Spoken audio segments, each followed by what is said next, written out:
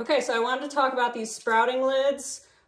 They fit on any wide mouth jar. So I usually sprout in quart jars, but I had a pint jar in hand, so you just basically screw it on.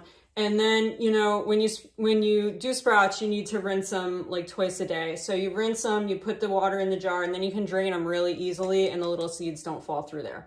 So my previous method, I have some ferments back here, and I would do something like this where I would put the sprouts in the jar, I would put a piece of cheesecloth over it, and then I would use the jar ring over that, and I would drain out of that, and I would tip it into a bowl so that it could continue to drain until I rinse it again.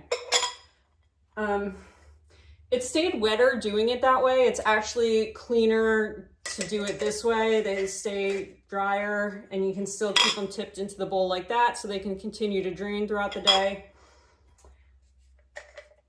And this I find is easier to clean than having to deal with all the little pieces of cheesecloth. It looks nicer. You could even stand this like completely upside down if you wanted, like this, because it stands on its own. I usually do it like that.